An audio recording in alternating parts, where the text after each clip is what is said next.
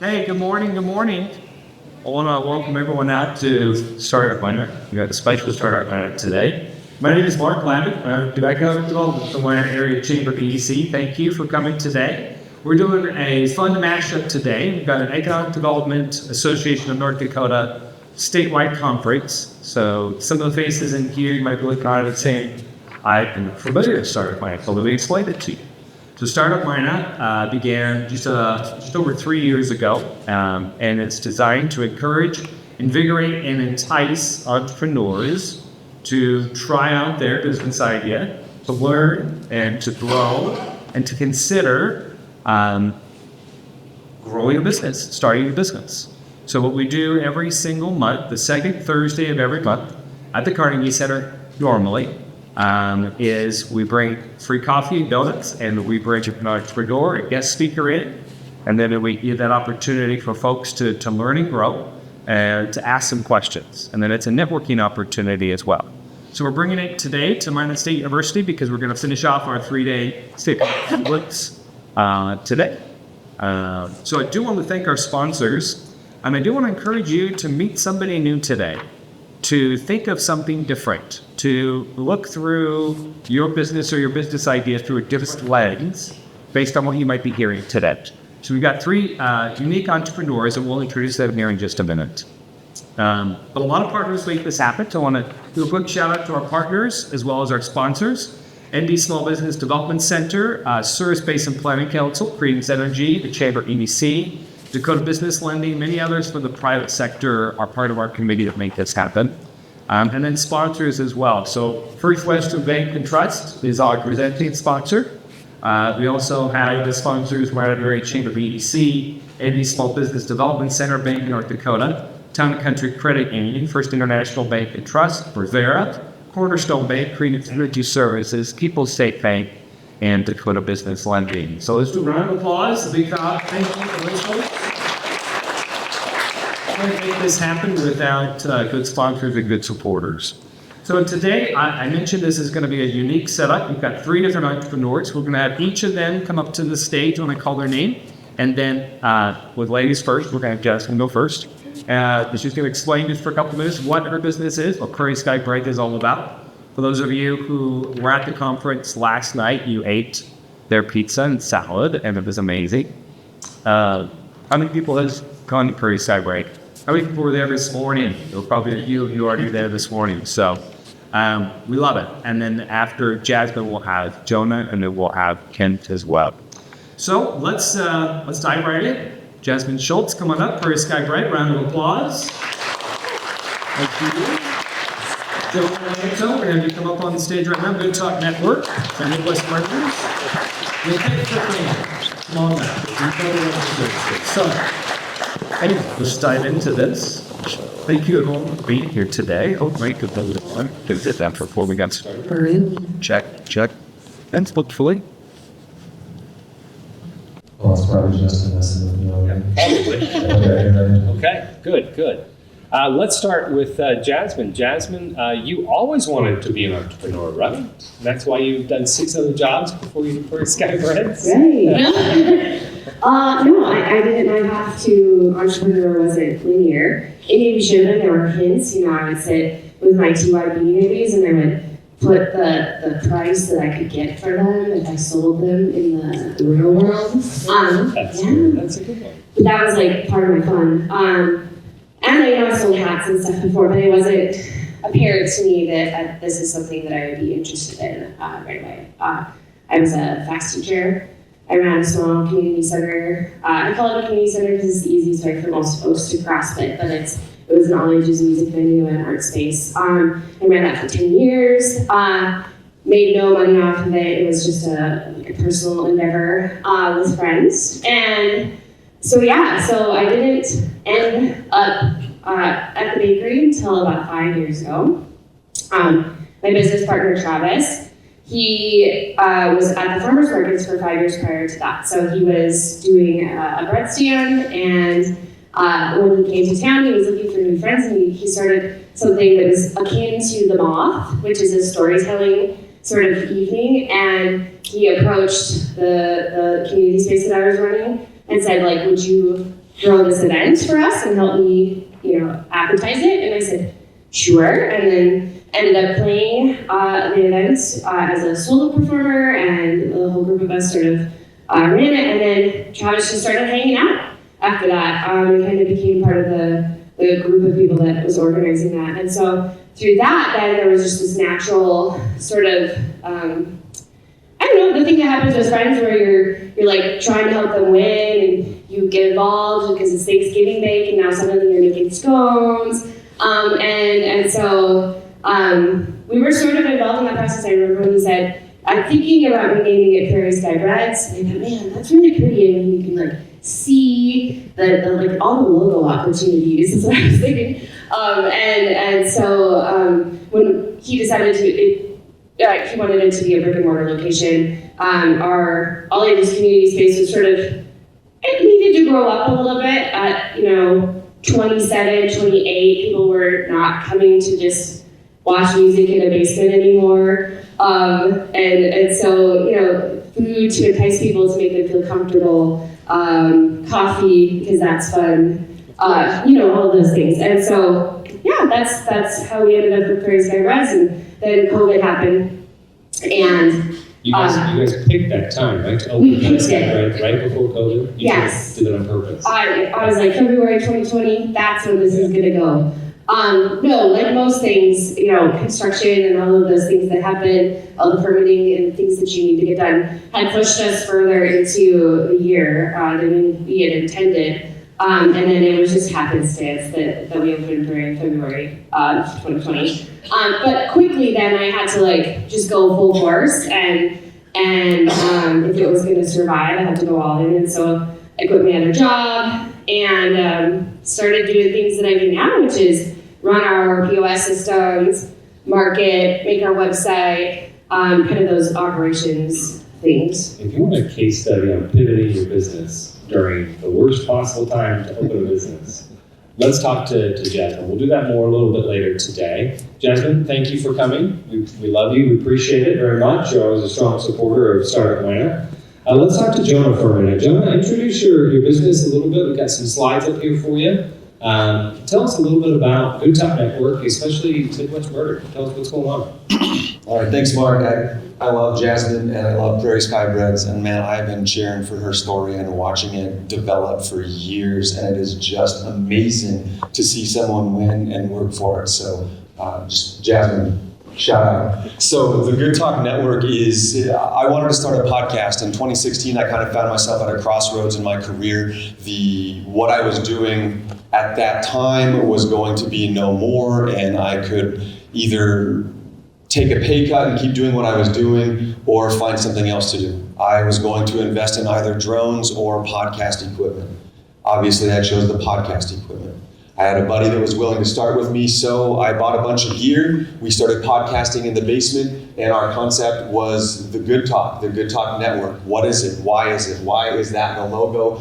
And it was always about having big ideas, bringing them to life, collaborative efforts, developing your skills, and finding ways in which you can willfully apply them to earn money and be involved in something you are passionate about. So that is the genesis of what it was. It started in my basement. That's a picture very early on. We're drinking a nice bottle of Caduceus right there that is made by Maynard, but you can see we've come a long way. And really the Good Talk is, again, an atmosphere of yes, of saying yes to ideas, whether they're my own or someone else's. Collaboration and partnership was always really at the inherent aspect of what we wanted to do. So we started podcasting in the basement, having these conversations. I didn't know it was going to make me any money. I didn't plan on it to. It was really just kind of a hobby. And when I began this, I would tell myself, if this doesn't work, I can go sell cars until I find something better to come along. But when this started picking up steam, I realized I couldn't think like that anymore, because that was really just feathering the nest of my own failure. So I stopped thinking like that. I kept growing.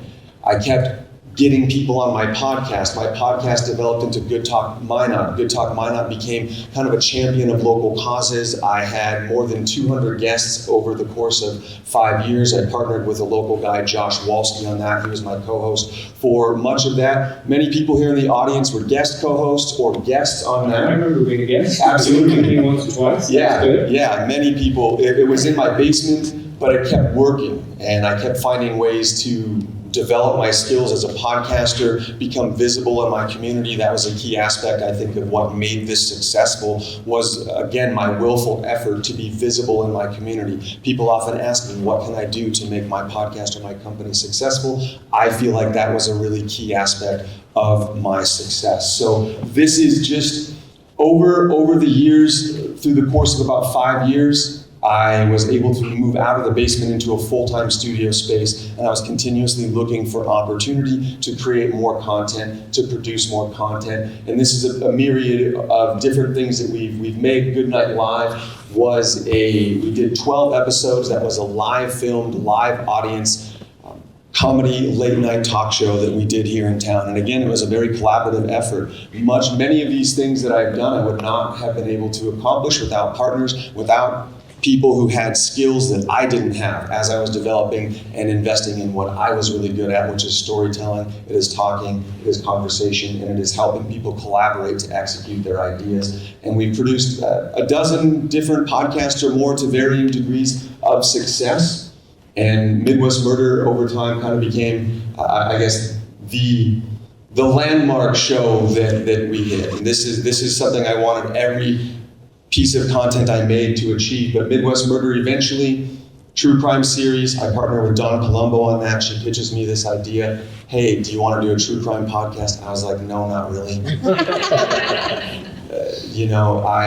When did you change your mind? How did you change your mind? So it's a great question. Podcasting for me was really about big, deep conversations. It's a little bit about BSing. It's interview-based, and I didn't really understand how much storytelling was involved with true crime. So when Dawn hit me up for true crime, in my mind I'm thinking, I don't want to bullshit about two people dying. I don't, and that's not what it is, of course. It's so much deeper than that. So I had the author, true crime author, and Minot native, CJ Wynn. She wrote the book Wilder Intentions. And I had her as a guest on my show, Good Talk Minot. I read her book, I had a conversation with her, and it opened my eyes to what true crime could be. And with that, I called Dawn Colombo up and I said, hey, you still want to do this true crime thing? And she was like, F yeah, I do, let's go. And we'll be celebrating our 5th year in October, 5 years of Midwest Murder. It became very popular very quick and went in directions that I knew I always wanted to go, but wasn't sure how I would get there, namely recording a podcast with a live audience. So Midwest Murder, as it became more popular, we decided, let's record this with a live audience. People really like this. We did our first live audience show just after COVID. It was here in Minot at Off the Vine. 48 people attended. It was phenomenal. It was a sold out show. It was like, wow, I can't believe this is happening. So that was really exciting. From there, we have brought Midwest Murder live to just about every state in the Midwest. We've recorded our show with audiences as large as almost 600 people. We've been in a dozen different cities, thousands of people, and Midwest Murder also became a TV show 2 years ago in January. So we just continue to look for ways to grow and expand and develop on that. And then of course we have the Midwest Memoir service. So one final key thing that I'm still doing is the Midwest Memoirs is a service that allows your family to tell their story. It's an organic history of us having a conversation with your loved ones. So capturing those stories, capturing the essence of your family, capturing their history. We sit down in our studio and record it, or we come into your home and record it as like a live podcast radio show. So in a nutshell, that's how I'm here, Mark. Okay, I love it, Jonah. Thank you. I've enjoyed watching you grow and learn as you've gone along and just exceed all expectations, in my opinion. It's been impressive. So thank you for sharing your story. We'll come back to you with some questions. Kent, I think you're the I wouldn't say oldest, we're not supposed to say oldest, it's seasoned, most seasoned entrepreneur here. I guess you could say that. Tell us what brought you to Minot, and then tell us about your wife and how she made you stick around, right? Yeah. And then what the oil field did for you, and tell us about Dakota. Sure, thanks, Mark. I'm originally from Saskatoon, actually a small town called Pike Lake, which is about 20 minutes outside of Saskatoon. Grew up there my whole life. In 2002, played hockey, obviously being from Saskatchewan, that's a pretty common thing. Came to Minot State University in 2002, played hockey, and graduated here in 2006 with a physical education degree. So not your typical degree that a guy would go into business, but I am a teacher, so if anyone needs any subs out there, give me a call. So anyways, my wife Chelsea and I, we met here at Minot State University. She's from a small town just north here, Mohall. Ended up staying around. 3 kids later, and it's great.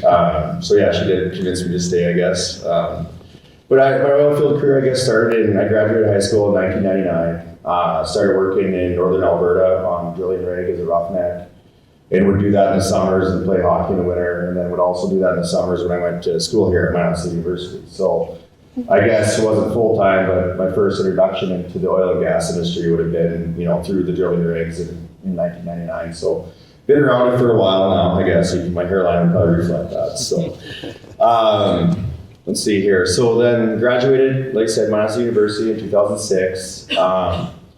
Work visas were kind of tough then with still being under a student visa, and Chelsea and I actually had a place here, a condo. So I just moved over the border by Cardiff, by Estevan, Saskatchewan, and actually did some pipeline work for about 1.5 years, 2 years. Basically screwing together flow lines that connect facilities together to flow oil and gas through those pipelines. So it wasn't a very glamorous job. I mean, we're in southern Saskatchewan. There's not many trees like here, and you're out there in the winter and screwing pipe together, and you're like, what am I doing here? This is not the greatest life choices, I think. But it was a good experience. Got to learn like the production aspect of the industry, which I think, getting a little bit of the drilling and production. And then came back, got a work visa, I guess, in 2008. Started with a company called Pure Energy. So that would have been more on the completion side. We did mostly just flowback production testing. So we would be the initial company. After the well was fracked, we'd come in and we would flow the well back and give the oil company their IP initial production numbers, how much oil it's making, how much gas, how much water, how much sand we're getting back, and safely be able to flow that well at those rates until you turn it over to the production facilities. So started there in 2008, which was really kind of the start of the Bakken, I would say. Might have started a couple years earlier, but it was really taken off in 2008. Things were crazy. You guys have all heard the stories of Walmart and Williston. They wouldn't even stock their shelves. They would just leave them on the pallets because they'd be gone. The cereal boxes would be gone within an hour or so, right? So nowhere to stay. Crazy times, I guess. One thing we saw, my business partner, Jared Seifert, and I, both working at Pure Energy, we saw a need for, a safer, better way to do things out here. What they were doing is they were flowing wells basically into tanks, but they'd also dump, sand and water into lined pits. So basically big pits, they'd come in and dig, line them, and just dump the stuff in there. And being, a little more mature play in Alberta, seeing a lot of the kind of efficiencies and safety and environmental stuff around there, we knew that was probably going away. So we decided to design an open top tank with 2 diffusers on the top. We were able to get patents on those diffusers. Our open top tank is really nothing more than a frac tank with no top on it, really. But we designed that.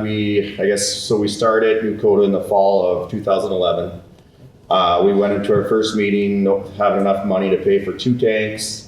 The order was 4 tanks. We were high-fiving and excited in the parking lot, but they were like, how do we pay for this? We figured out banking, good partner, United Community Bank, give us our first loan, helped us out. And trying to think, and from there, it just kind of took off. We went from 4 tanks, and I think in the course of 1.5 to 2 years, we were up to 55 tanks. We got into some other stuff. We got into steam. Obviously, it's cold here in the winter. That was pretty prevalent in Alberta as steam heating, keeping things from freezing off. I wouldn't say we're the first ones to bring this to the Bakken, but we were one of the first ones to maybe make it a mainline service. We did a lot of work around the frac crews, basically an insurance policy, because if the whole frac fleet freezes up and is shut down for half a day or a day, that's a lot of money out there. So we're able to, keep them going. Instant steam, like steam heat, dry steam, be able to keep things from freezing off, or if they're frozen, get them thawed out right away. So just kind of kept on with that. And now you've grown and expanded. You've had multiple different opportunities to use some state funding to take advantage of growing new ideas. Yep. I want to start, and thank you for that introduction about your bank and feeling like you were high-fiving, and I can see how happy you guys probably were until the oh crap moment. How do we pay for this? How do you have that conversation, or did you already have that relationship with the banker? How did you do that first big step to have someone trust you to lend you their money? Yeah, no, you learn quickly, and you make mistakes along the way, but that's one advice I'd give. I'd say don't be afraid to ask questions. If you don't know it, don't be too proud to not know it. It's fine. You got a network, you have people you can ask. But actually, my wife, Chelsea, worked at United Community Bank, so there was an introduction there. So yeah, get married to someone at the bank. Get married to someone at the bank. Take notes on that. Yeah. It's about who you know. Well, and that's a great reminder, and we joke about it a little bit, but it is about who you know. And a lot of that knowing the right people is being willing to be out there with your business idea. A lot of these business ideas are great in a vacuum, and they work perfectly on paper, right? Until COVID happens, until you can't figure something out, until the basement is no longer the right place for you to do your business. Well, then you have to go do something else somewhere else. So you have to stretch yourself. Jonah, I'd ask you the question about stretching yourself. You had a lot of different directions you were going with, a lot of different podcasts. How did you mentally just keep going until something hit it big? I mean, the Midwest Murders is maybe the biggest hit, but you had 4, 5, or 6 other things that maybe weren't quite as visible as Midwest Murder. Really, for me, I'm just relentless. I wanted it. I knew that I was capable of achieving something that was going to be really awesome and significant, and I just held on to that. And I kept on trying things until the one of them hit. And I continuously found ways to stay afloat while I did that.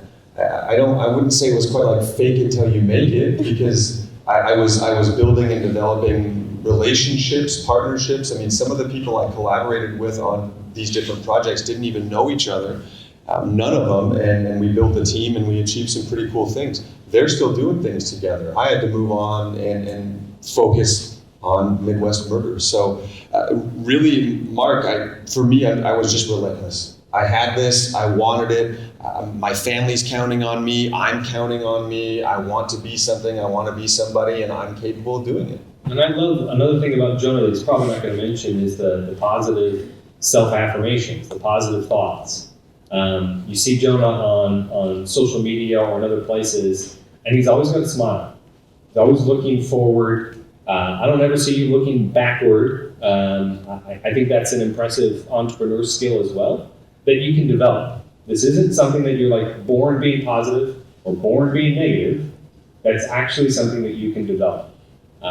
So that's always been a key takeaway from me when looking at your success. Jazmine, let's talk to you for just a minute about your amazing baking skills, right? I do not bake. Okay. What? She co-owns a bakery that we all love, and you don't bake? Don't ask me about sourdough. Okay. Yeah, I can't. So then how do you lean into your strengths, knowing that Travis is maybe the baker mindset, right? Travis has done the classes, and he's studied it, and he's tested these recipes out probably 1 million times, but you bring something very different to that relationship as business owners. Talk about that relationship and how you magnify your strengths. Yeah, so I think that Prairie Sky Breads is a great example of what a strong partnership can do, because Travis and I's skill sets are we're quite opposite of each other, honestly. I'm sort of big picture and like gas all the time, and the belief that we can do something nuts. And the organizational skills from organizing those community events over those 10 years. And the DIY, we both come from DIY, which is DIY music in particular, which is sort of this ethos that you can do anything with no budget. It's just, how hard you really do to work. Right? Correct, yeah, so it really works well.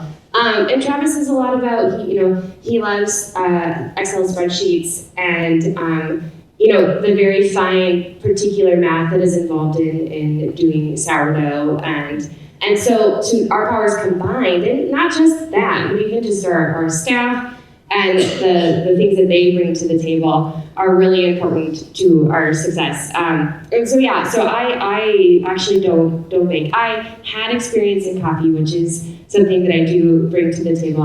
When I was in college, I worked at the cafe kiosks for the whole time. And I also worked at the United Pantry, which was a small international grocery store on Main Street, rolling sushi for 6 years. Which I think, I can roll sushi. Okay. If you want to have a party. But yeah, so I think all of that, like that knowledge of the kind of business I wanted, because of, all my greatest and longest friendships were actually formed at the United Pantry, and through the music community. And so, I guess I'm a firm believer in the community, here has just like strong ties, and that's really what can make things happen. We didn't actually have a good luck the first few times we were trying to get funding ourselves. Yeah, we'll talk So we about had an that individual later. investor Yeah. for a second until we could prove that this idea worked. And so, so really it is a testament to the community and all of the different things that everyone brought to the table for us, conspired for us, that it works. Okay, great. And Jazmine brings up something that reminds me of our conference theme. So for those of you who have been at the conference the last couple of days, you remember it's stronger partnerships, greater possibilities. Okay? And I love that each one of these individuals, each one of these entrepreneurs has done something different with partnerships, different with relationships. And I would encourage all of us to look at those as ways to have reciprocal relationships. Okay? So, clearly Kent got married for the money, right? So he put it into the bank. And all joking aside, Kent, you have a business partner.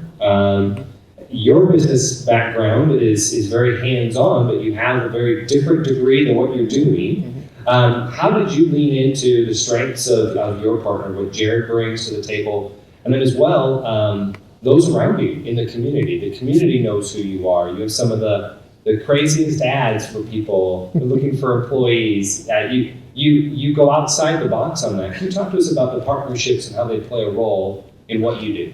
Yeah, no, for sure. I mean, it's been great. We've been in business for 14 years. We've never fought once. It's been perfect, right? No, I'm joking.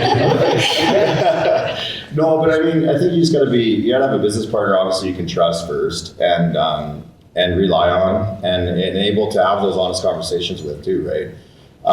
It's not always going to be great, and there's going to be good times and bad times, but I think a true good business partner, which Jared is you can work together and you can be honest with each other, and you can just roll up your sleeves and figure it out, right? So I think I'd be more, I guess, on the OCD side of the business partner, and Jared be less, but I think that's what really makes us work, right? Because he's got a ton of strengths in different areas, and then I would too. So we're, like you said, Jazmine, we're a lot different in, I guess, our skill sets and how we approach the business, but it just works, right? So we can rely on each other. We can also back each other up too, where, if he needs to do something that I'm doing or vice versa, we can do that too. But I think it just comes down to just trusting your business partner and being able to rely on them and working with them, right? And having honest conversations. And I think as far as the partnership side, Mark, and networking, I think that's one of the most important things in business.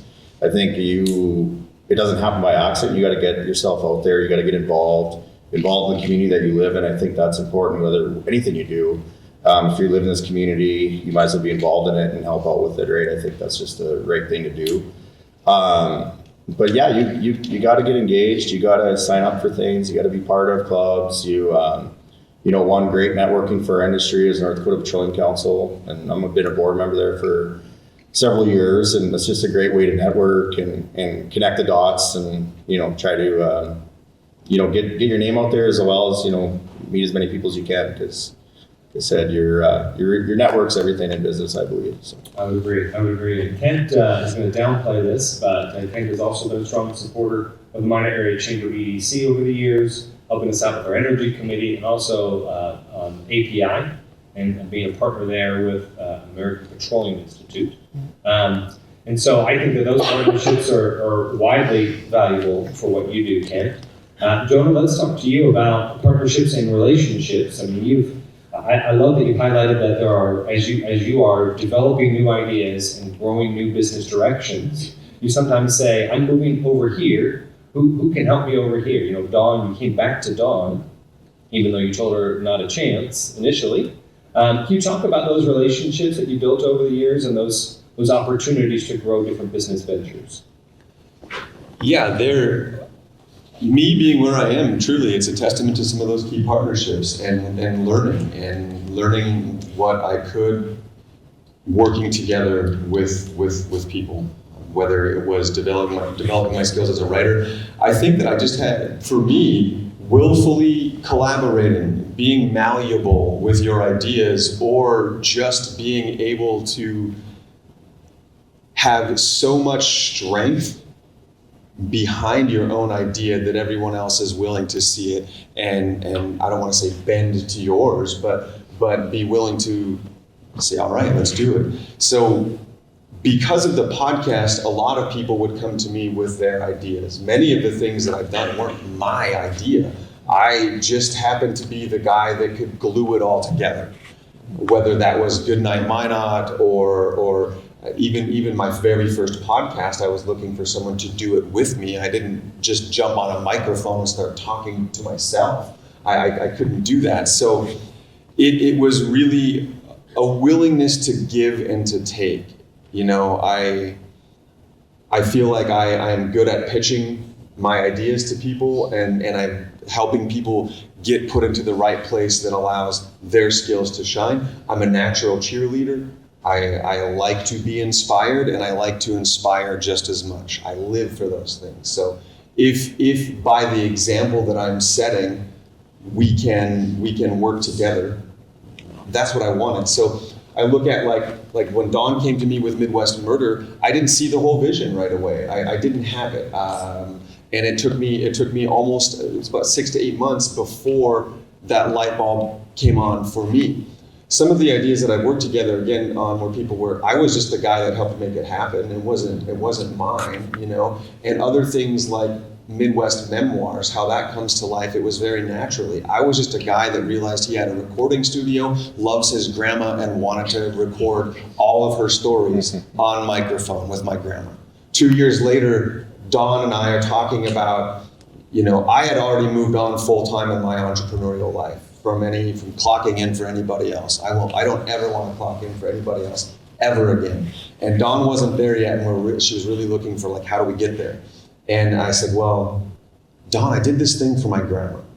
Maybe other people would want that.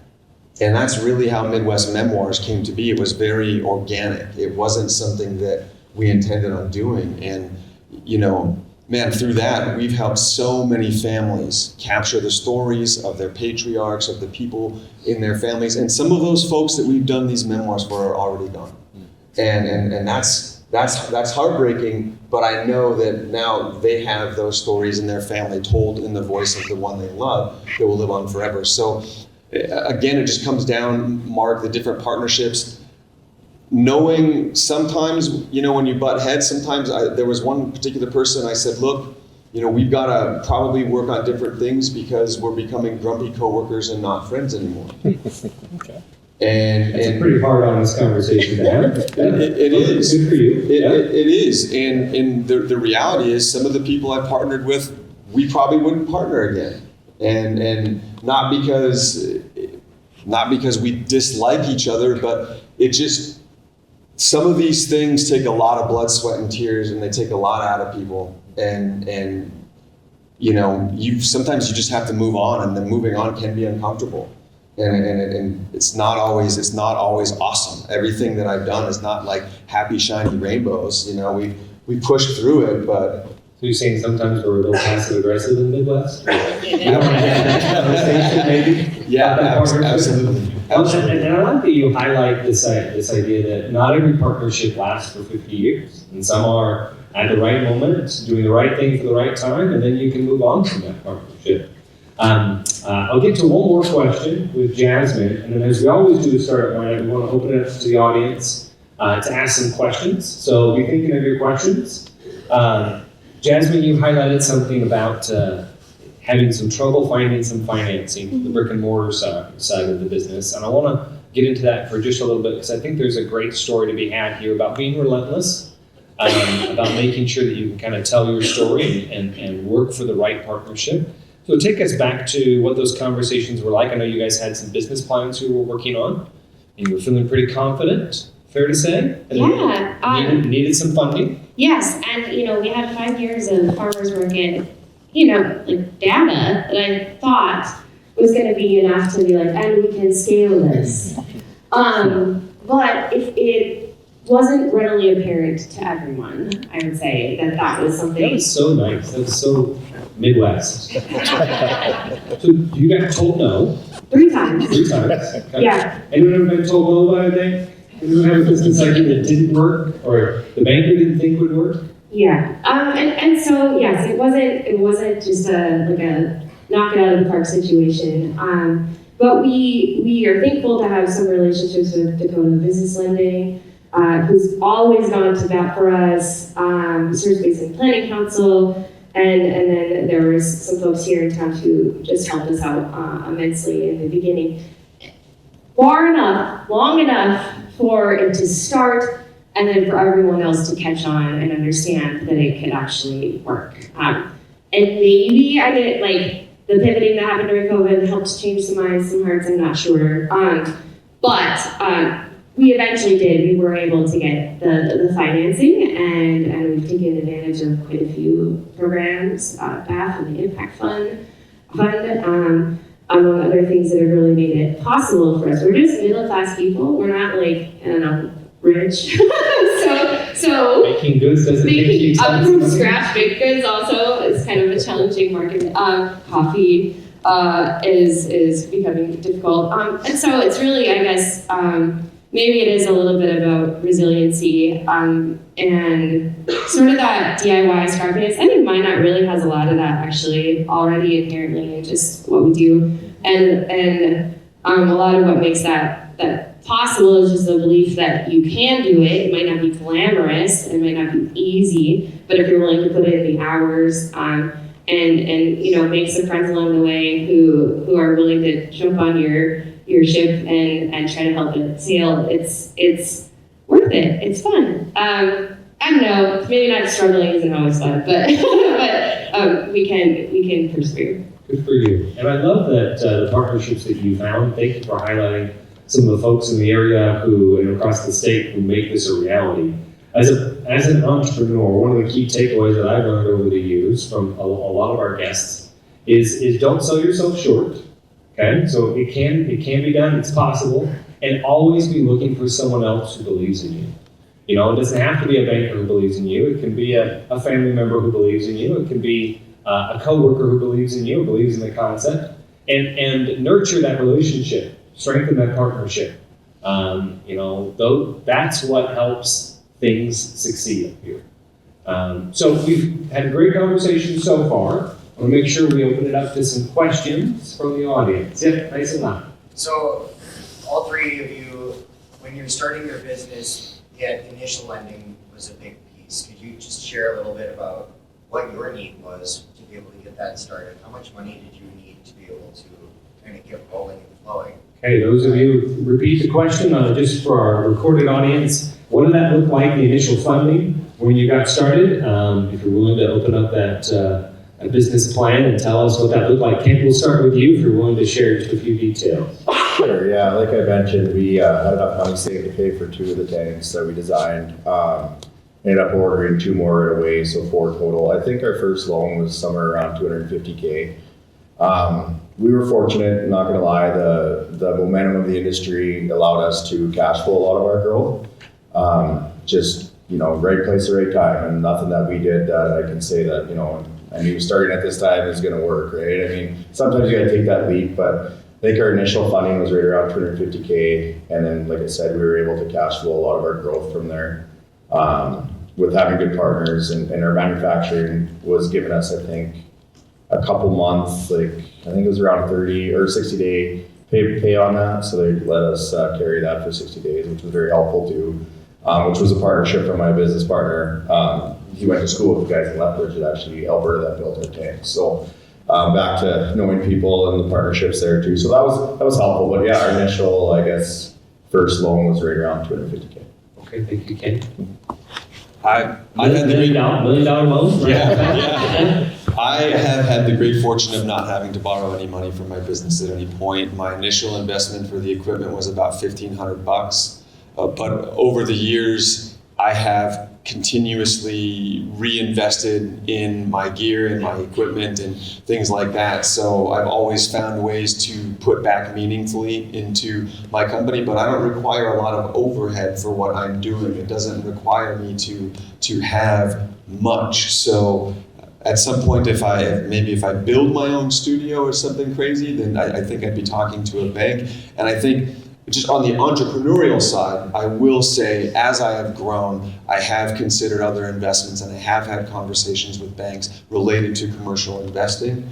And I think that we've had some great discussions, and it just really seems to me, having the credit, having a few good partners, I think is really that helps. So if there's one takeaway for me when it comes to lending, if you're young or you're ever considering something, man, take care of your credit. Man, that is so important. Take care of your credit. Really, get a nice credit card that gives you reward points. You do your gas and your groceries, pay that every month. You will be so happy. Thank you for the advice. And Jazmine, you shared a little bit about going to different banks or different credit unions to get that opportunity. Are you able to share anything else? I think that the initial investment was around $250, but again, this is not my area. And then I do remember there being like $40,000 of cash injection that we had to do that was somewhat of a hike for us. Okay. Yeah. So at different times in this business, I've leveraged the cash value of my life insurance and my husband's. His family bought him a baby policy because you don't need credit to do that. You can just go access it. Obviously, it's a loan from yourself for later. I've done one of those. They're great. Yeah. So there's that. I've done that a few times. So yeah, I think that's what it was initially. Okay. Perfect. And thank you, Mark. One thing that is dawned on me too is we're really fortunate to be living in the state we do because we have the Bank of North Dakota. There's some really good options there for loans and interest buy downs that you can work with your local bank. That will in turn work with the Bank of North Dakota, and I think it's great for entrepreneurs and businesses. You got to leverage that. I think that's a good opportunity. I believe we're the only state in the country that has their own Bank of North Dakota. So Randy, keep that going. That's good stuff right there. But I just want to mention that too, just to get that out there. And I know a lot of people are aware of that, but I mean, and the Service River Planning Council and all that too. But I mean, there's some really good options for some cheap money out there, honestly, if you explore it. So like Service Basin Planning Council and Dakota Business Lending can help you navigate that. Like, you don't need to know all the ins and outs of that. You could go to them, and then they're like, these are your options. So it's not like you need to be really knowledgeable in that area to get that assistance. Know to go to those partners. Yes. So there's that P word again. Go to those partners, and they'll help you out with that. So great reminders. Okay, Senator Randy Burkhardt, good to see you. Thank you. Yeah, nice and loud. Yeah, this is for Jazmine. So with the early rejections from 3 banks, then COVID, did you ever consider a plan B, or were you just going to keep on going with it? Okay, quick repeat of the question. What was the plan B? I mean, was there a plan B? Or I guess maybe we were on C or D at that point. Eventually, I don't know what the plan was if we didn't win. Maybe that was part of the win. It's like, we just didn't have one. You were going to win. Yeah, Yes. you're going to win. I'm like kind of like that, honestly, though. I'm like sort of relentless, a little bit. Like, don't tell me no. In the most positive ways, hopefully. I think we would have just done something else. I was looking for, the thing that appealed to me about it was that I wanted this thing that I felt was so powerful with this music and this arts opportunity to live on. And so for me, I would have probably done that just in a different setting. So I often say that Prairie Sky Breads, yes, it's a bakery and it's a coffee shop, but it's not the reason that I do it. The thing for me is that it's a community hub. That's what's exciting about it for me. I can say yes to Make a Scene Kids Theater, doing a play in the corner. I can sell community rocks tickets. I can, it's a vehicle for me to do the thing that I wanted to do. So I think for me, it would have morphed into taking these skills and these truths that I know to be true, which is music is powerful and community, and it creates community, and it would have just applied it doing something else. Okay. I love that relentless nature. Thank you for that. Okay, we still have plenty of time for some more questions. Other questions, Ben? Yeah? Travis? At this point, what would the three of you guys consider to be your exit strategies of your businesses? Okay, fabulous question. Looking ahead a few years, what is the exit strategy, or what does the future look like, maybe for your business? Kent, we'll start with you again. Okay, actually, we did bring on partners in 2014. Just seemed like the timing was right, so we worked with the broker and brought on a private equity group that is comprised of 3 different funds. The one fund is from Louisiana, New Orleans. The one is from Miami, Florida. And the one is from Little Rock, Arkansas. So we did end up selling 80% of our company in 2014, and Jared and I kept 10%. Which was a great move, I think. When you get it to a certain size, you got to be cognizant of that and kind of know what your options are. For us, it seemed like the timing was good at that time. The industry kind of went down after that for a little bit, but it's good in the sense, now that I look back at it too, is that we have really good partners. Jared and I still run the company as we did from the beginning in 2011. They have good support. They also learned a lot from them. These guys are companies or funds that probably own 100, 150 different companies across the U.S. So talk about a nice knowledge base there that you can rely on and talk to them. And they're flying around every week, go to different board meetings. I think the one fund owns a company in LA that just does prop sets for movies, and then another company, so they're all over the map too, right? But these guys are, seasoned business veterans. It's fortunate, I think, to take advantage of that and kind of learn a school of hard knocks through them and ask them questions, and they can guide us along the way too. So I think you just got to look at everything, and if it makes sense for you, I think this is a conversation you have to have with your business partner, and if the timing's right and you feel like that's the time to go, then I would say do that. But for us, it was. Good advice. Jonah, what does it look like? Who's going to run the business when you're no longer running the business? Look, there's nobody else that I don't think that can run my business. It's just myself, my partners. Don and I are going to ride this rocket ship as far and high as it goes. And when that's all over, I'll be day trading on a beach somewhere. That's my exit strategy. I will be on a laptop on a beach and I'll be day trading. That's something about being an entrepreneur over the years. Multiple streams of income. Multiple. I have 5. That's one of them. So in the end, my exit strategy is it sounds like a joke. I'm not kidding. I'll be day trading on a beach. Okay, let's hope we're all there with you. Okay. Well, if you want to be there with me, we had a presentation on data centers yesterday. Applied Digital, buy the dip. Okay. There you go. Good advice. Hey, Jazmine. Right now we are very much so in the very beginning stages. So we haven't had the opportunity yet to think about what the future looks like. Our first loan drops off February. Woo! So that's a great day. So we've been fighting for that day for so long, and so we're excited about that. So, is it sustainable yet? Will there be an exit strategy? Yes, and I hope that this thing that we've built will go into someone's hands that loves it and likes to build community too. So that I want. Okay, great, good question, thank you. So we have plenty of time for questions. Yes, Aaron? So looking back from when you all started, what's a lesson maybe that you learned or a stumbling block that you overcame that you can maybe give advice to someone that's looking to start their own business? Okay, good question. Lessons learned, initial stumbling block that maybe you would pass along to others.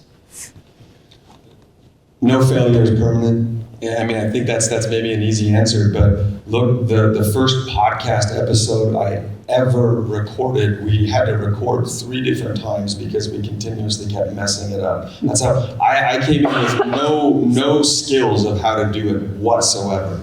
So really, there's no failure in effort. And so that I think is something that I had to continuously tell myself in all aspects of life, that if you are doing it, then you're not failing. And if the other thing for me was always setting small attainable goals so that I was always hitting these little milestones that were a win, and I could celebrate that win, because I think celebrating your wins, small or large, very, very, very important. And I want to just call back real quick. Mark said something about believing in others, or attaching yourself to those who believe in you. I think it's so important. I wouldn't be here if people didn't believe in me, but concurrently, if I didn't believe in others as well. And I hope that answers your question for me. I think I touched on it a little bit earlier, but don't be too proud to say you don't know what you're doing, or you don't know how to do this, or I just need help with it, right? Because I mean, you feel like you're stumbling, you're like, I could figure this out, I'll get through it. Use your network, ask questions, rely on people that you look up to or other business owners, because guess what? They probably went through it and they've struggled through it without asking help. And then you know what I mean? So just, like I said, learn lessons from other people, work with other people, work with your network. I think that's very important. And just work hard. I mean, one of my favorite sayings is always be a place in this world for those who are willing to work hard. And I think that's so true. You just got to roll up your sleeves and get after it, right? And if you do that, you will be successful at some level. I believe that. Okay, good advice. Yeah. I'm going to kind of piggyback off of what Jonah says, but I think oftentimes when I talk to people about starting a business, sometimes they're just too scared to start. And I think that is a real detriment to your possibilities. And so sometimes people think that, I had crazy amounts of knowledge about coffee. I mean, I was just a barista. I didn't actually know how to take care of the machine or the grinder, really. And I was really dumb kind of in the beginning. Now I think back to what I was doing, and man, it wasn't great. I learned a lot in 5 years. But you have to start somewhere, and I think that's really, really, really important. And it doesn't have to be perfect. Yes, do a good job of planning, but eventually, I think that prototype sort of mindset is going to teach you more. You're gonna go out, and suddenly your bakery is just gonna be a scone factory, and you didn't know. You didn't see the scones coming. You didn't see the scones coming, or the cutting glass coming, and there's no way to know that unless you actually start. And so I say that to people a lot. It can be a detriment, and I just start and do it thing is needs to be tempered a little bit too. But I think recently something happened that sort of really impacted me. And what happened was we were filling a big 5-gallon water container at Cashwise and for the barn, which runs off of all distilled water. And the jug, I had my husband come with because I was feeling so sore carrying all these jugs around, and it was December and I was tired. And there was a crack in the side of the 5-gallon bucket. And we had filled it, and we began filling it with water, and now it's just pouring water all over the Cashwise floor. And my husband, this is again a good partnership, right? He's like, I will do it right, and I will do it. I'm gonna think hard about it for a very long time before I do it, which is great. But in this moment, I am literally yelling at him at the top of my any decision is a good decision. Please do something. Please. And you are making a decision by just sitting there. So, there you go. Well, he made a decision then, so you're saying he's okay. Well, yeah, eventually, but I was yelling. I was like, just do something. So he wasn't making the right decision. Well, I mean, just like try anything, Yeah. you know, because no matter what, it is going all over the floor. So if you pour it and it goes all over the floor, it's the same thing. But you have a chance of winning. Chance of winning. Yeah. You have a chance of winning if you put yourself out there. I like that. To make a decision and go for it. We got time maybe for one more question? Yes, please. Maybe to follow up on that question, but a little bit more in the weeds. So one of the best advices I got when I started a small business was to outsource the things I can't do or don't like to do. So have you partnered with other small businesses? Have you partnered with bigger businesses? Do you turn aspects of the business over to somebody else? And how does that feel with your baby? Okay, great question. So the question was again, what do you outsource? What do you choose not to do yourself? Who else is on your team? And how does that feel with your baby, with your small business? How does that make you feel when you turn something over to somebody else? Kent, we'll go with you first. I guess I think initially we obviously outsourced all our financial stuff to Dakota Tax, and that was a huge help. It was a great decision.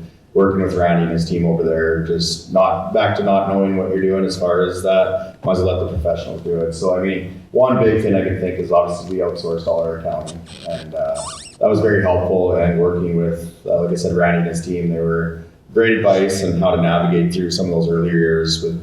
Did you actually bring that back in, or do you still work with that? We have it now, and we have a controller that's based out of Denver now, and we do everything in-house. But initially, it was a good move to not do it in-house. I think I was tracking invoices, whether they were paid or not, on spreadsheets. We didn't have QuickBooks initially. I mean, I think a lot of my professors would just shake their head and say, what are you doing? So, but we figured it out. But I think initially we realized that we were getting over our heads, so we brought on, that accounting group, and that was super helpful. Glad we did that. Good, honest conversation with yourself. What can I do? What can't I do? Okay. Jonah, how about for you? Yeah, a key part of what's made me successful is doubling, tripling down on my own skills and partnering with people who have the skills that I do not. So in the beginning, I wanted to level up my production company from a podcast. Podcast is audio only. I wanted to do video. I don't have the time to learn video. I don't have the time to learn how to edit video, how to make graphics. I'm not a graphic designer. I can't graphic design anything. I'm a storyteller. I'm a researcher, a producer, and a writer. That's what I do. I don't edit. I don't make music. There's any number of different creative aspects to what I've accomplished over the years that truly required me to get somebody else, a tech director, to sit in the chair and shift cameras. Midwest Murder becoming a TV show required the partnership of a TV network, and none of the skill sets that go beyond my interfacing voice and research and writing are mine, nor do I have the time to invest in them. So for me, those kinds of partnerships on all levels, even for Midwest Murder, going Midwest Murder Live, we'll be down in Iowa at the Rhythm City Casino and Resort. We're hired talent. Everything else that happens comes from what they are doing to produce us at their casino. So there is a lot of we certainly have a contract, we have brand guidelines, things like that we require, and how we are represented.